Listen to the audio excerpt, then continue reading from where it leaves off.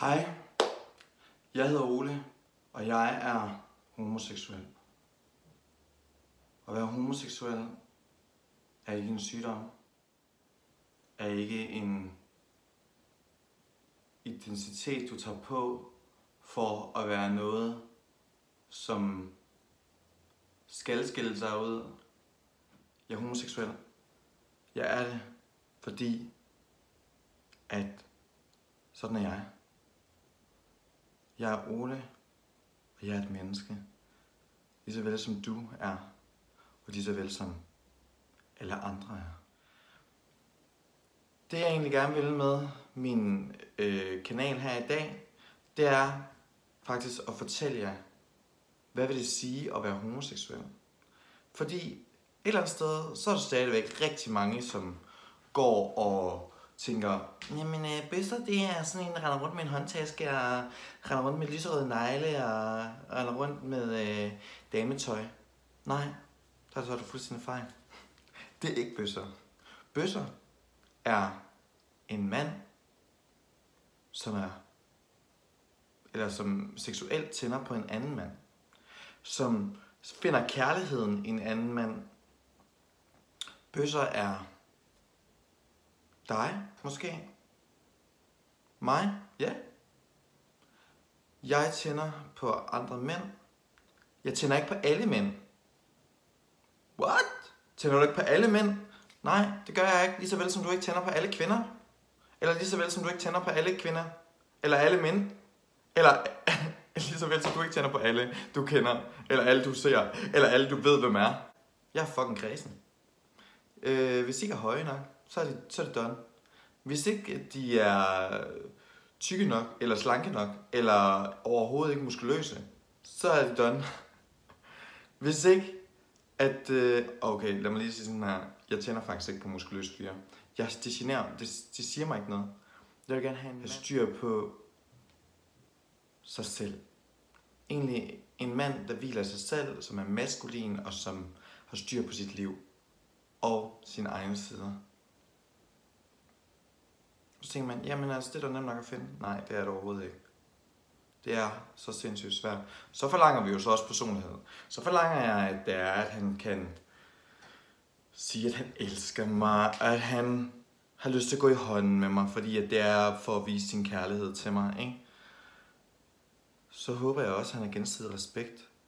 Han må ikke være racistisk. Han skal ikke være... Altså, der er psyko mange krav. Han må ikke have grimme tænder. Det er endnu en af mine kæmpe krav. Fordi jeg synes selv, jeg har nogle flotte tænder. Og ikke fordi, at man skal have lige så hvide tænder, eller lige så store perler på en snor, som nogen vil mene, jeg har. Men fordi, at det er, at jeg vil gerne have en, jeg kan gå ved siden af, ude på gaden. Og folk tænker, okay, de der to, de er et flot par. Og nu er det så ikke fordi, at udseendet skal betyde alting. Fordi sådan er det slet ikke. Men det skal også bare være sådan, så det er, at man føler, at man er ligevægtig. Frem for, hvis jeg føler, at jeg er pænere end min fyr, eller min fyr føler, at han er pænere end mig. Eller jeg synes, at nu har jeg overscoret en fyr, så vil jeg rende rundt og få dårlig samvittighed. Eller få dårlig selvværd. Og så tænker man, prøv Ole, du får ikke dårligt selvværd. Jo, det gør jeg. Jeg får også dårligt selvværd. Jeg lyder som om, jeg er mega udadvendt, og jeg er mega how to fight. Noget af det, som jeg synes er det værste, noget af det, jeg oplever aller værst, det er piger. Det spørger sådan tilfældigt til mig, siger de. Er du bøsse? Ja, det er jeg. Hvad så da? Jamen, jeg har bare altid ønsket mig en homoven. Ja, du har altid ønsket dig en homoven. Nu skal jeg fortælle dig en ting. En homoven er ikke sikkert, at han er din ven. En homoven, ja, han er måske en god ven. Men han kan lige så godt være en lorteven. Han kan lige så godt være det dummeste svin. Bare fordi han er homoseksuel, så er han ikke din ven. Bøsser mod bøsser. En feminin bøsser mod en feminin bøsser. Det fungerer sådan her.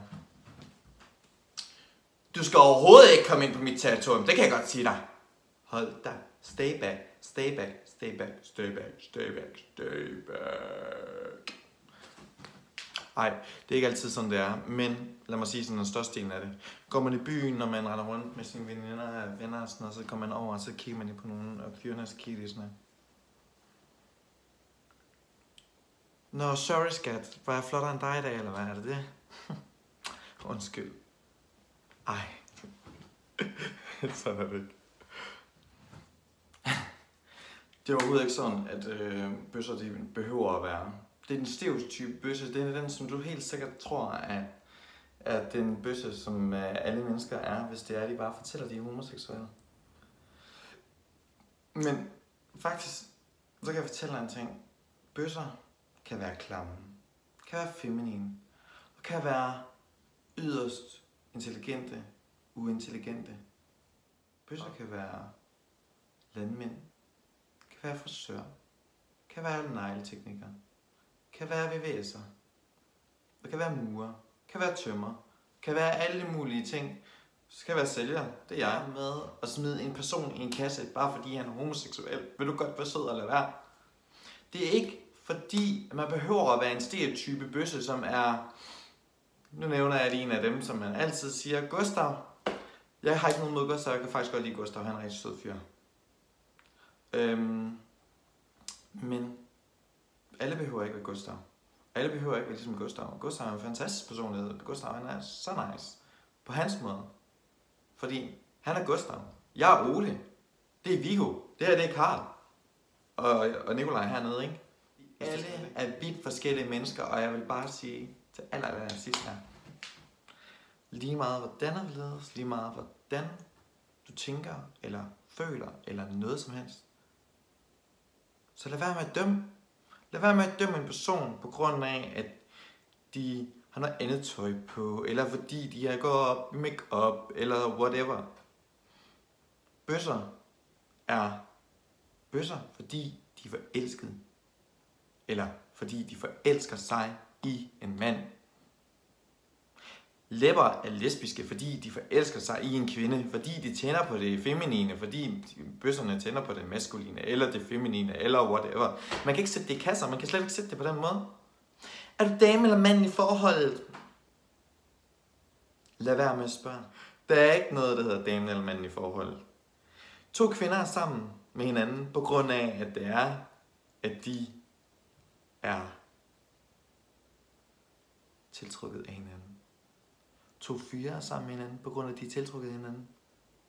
På grund af, at de er tiltrukket af det maskuline. Jeg kan ikke 100% svare mig på lesbiske, fordi jeg er jo ikke lesbisk. Men jeg tænker, at det er fuldstændig på samme måde. Og jeg tænker, at nu har du fundet ud af, hvordan det er at være homoseksuel. Og jeg beklager, hvis jeg har stødt nogen.